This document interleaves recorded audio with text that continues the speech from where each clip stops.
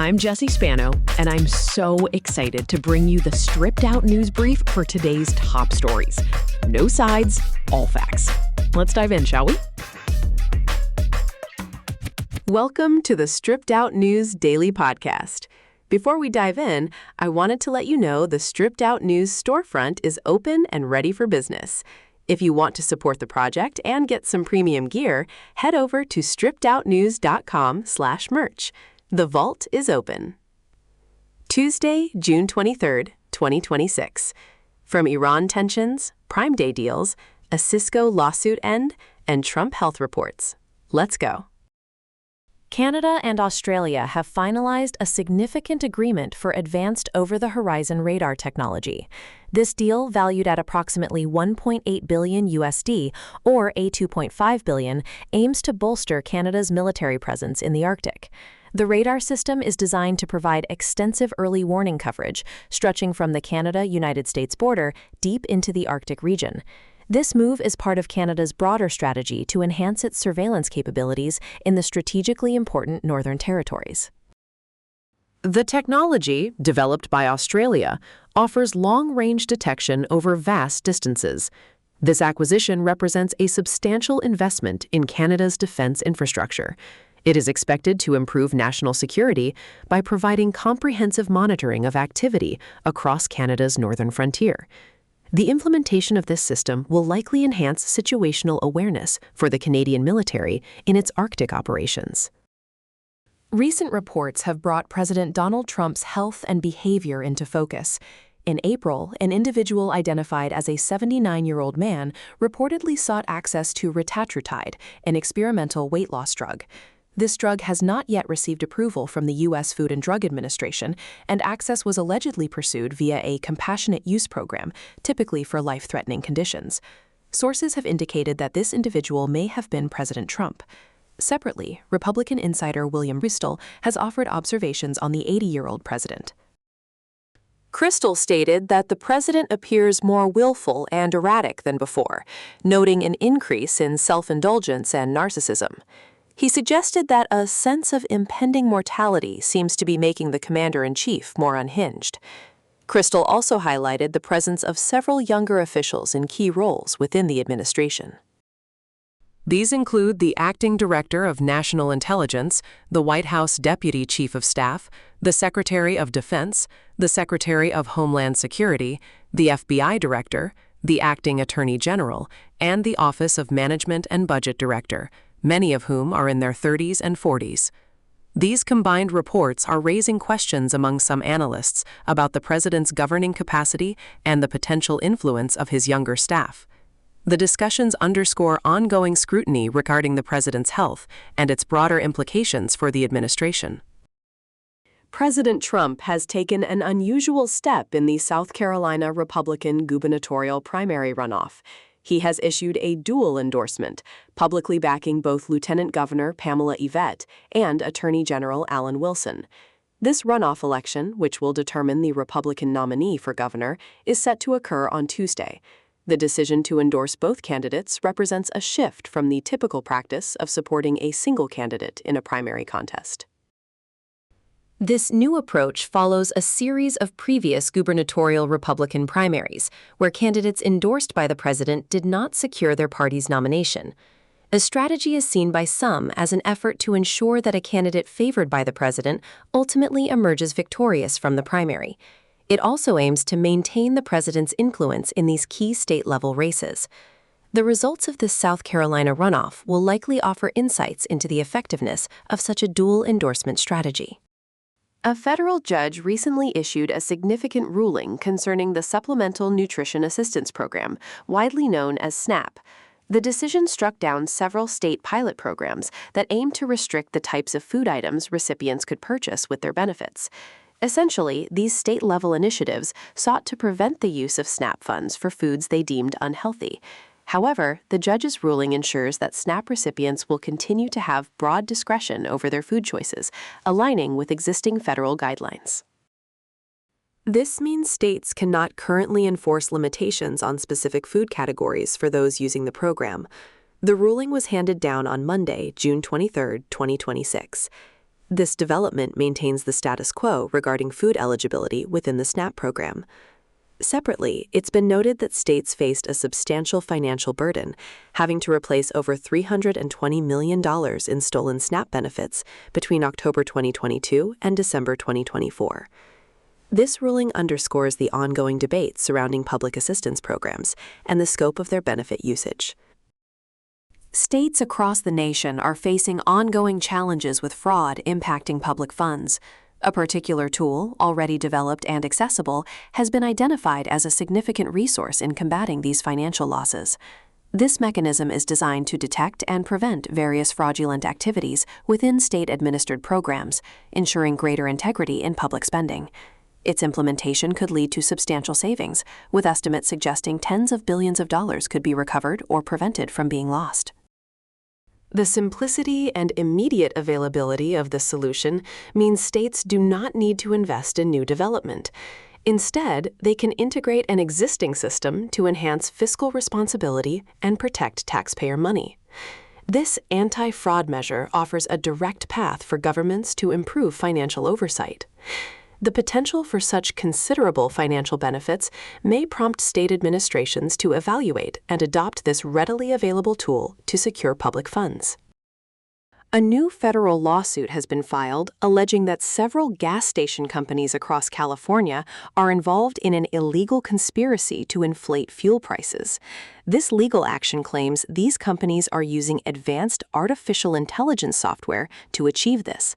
The proposed class action states that firms like BP, Circle K, Marathon, 7-Eleven, Walmart, and Albertsons are among those named as defendants. The lawsuit contends that an AI-based tool processes data from competing gas stations, which allegedly enables the coordination of higher prices at the pump. Plaintiffs, identified as California drivers, argue this practice violates the state's primary antitrust legislation, the Cartwright Act. They assert that this alleged coordination is designed to extract more money from consumers. The legal challenge seeks to address these alleged violations and ensure fair market practices. This case could set a precedent for how AI-driven pricing strategies are viewed under existing antitrust laws. Spain's government recently implemented a mass amnesty program, a significant policy aimed at regularizing the status of undocumented individuals. The initiative's stated goals included integrating these individuals into society and addressing labor market needs. However, reports emerging since its rollout indicate several challenges. There's been a noticeable increase in demand for public services, including healthcare and education, placing a strain on existing infrastructure. Concerns have also been raised regarding the program's economic sustainability, with some questioning its long-term fiscal impact. Allegations have surfaced about an uptake in certain crime categories in specific regions, though direct links remain under discussion. The overall sentiment from available commentary suggests that the program has not fully achieved its intended positive outcomes. This perspective highlights the difficulties encountered in areas like social service provision and economic integration. Consequently, the program's effectiveness and its broader societal implications continue to be a subject of considerable debate.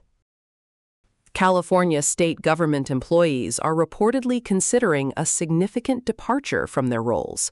This potential mass exodus is in direct response to a new return-to-office mandate issued by the California governor.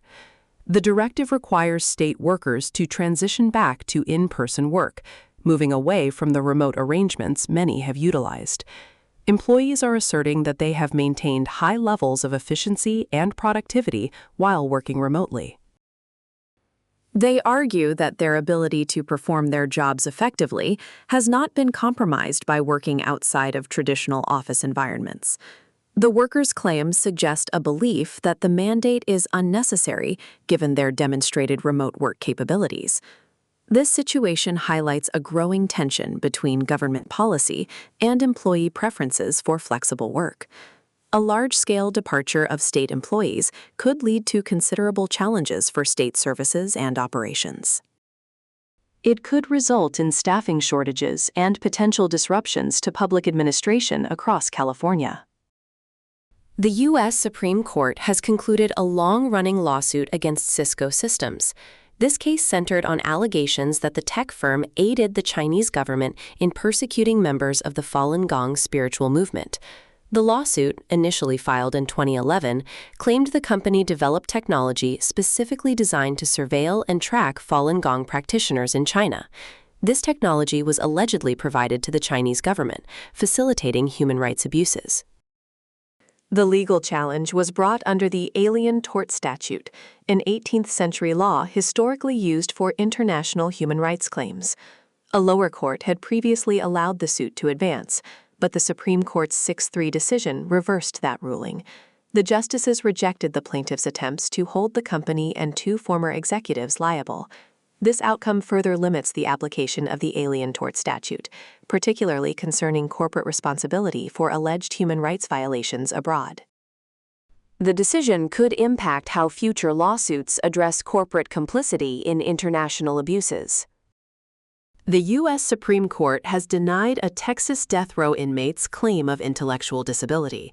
This decision means the High Court will not review the case of Victor Saldano, leaving the matter to state-level processes. Notably, experts hired by both the defense and the state had determined that the individual meets the criteria for intellectual disability. Under existing law, this determination would render an individual ineligible for execution.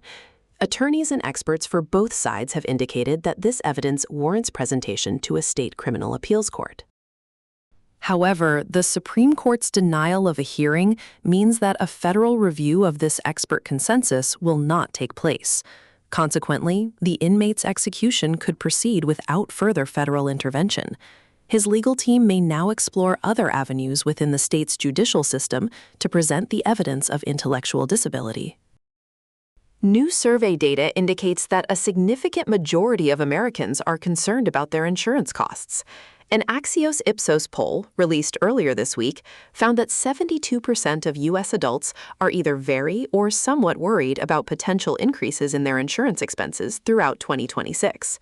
This widespread concern points to a notable financial pressure felt by many households. The survey also revealed that roughly half of all adults believe that efforts to make insurance more affordable could influence their choices in this year's midterm elections. Furthermore, about 26% of those surveyed stated they would likely seek out alternative insurance options during the current year. This suggests a proactive approach by some consumers to manage their financial burdens.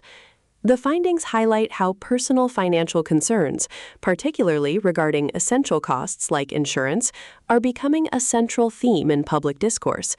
This issue is poised to be a significant factor in upcoming political discussions and campaign platforms. Harmeet Dillon and a North Carolina congressman are currently seeking information from Major League Baseball. Their inquiry centers on the league's Pride Night events and the policy surrounding them. Specifically, questions have been raised regarding how the organization manages player expression during these themed nights. Concerns have been noted about the perceived imposition of particular viewpoints on players. The individuals are also looking into the treatment of athletes who may express differing perspectives. This action aims to understand the mechanisms by which the league handles diverse opinions among its players. The congressman has indicated that the situation, where one viewpoint might be emphasized while others are challenged, is a point of concern. This suggests a desire for greater transparency regarding the league's approach to player autonomy. Major League Baseball is expected to provide clarification on these matters. The ongoing dialogue highlights broader discussions about social messaging in professional sports. I hear the horns, so it's time to bug out. I'm Jesse. I've been great, and those have been today's top stories, brought to you by Stripped Out News. Dive deeper on these and more at strippedoutnews.com. Go on, hit me up. Oh, wait, don't forget. Buy stuff. We're poor.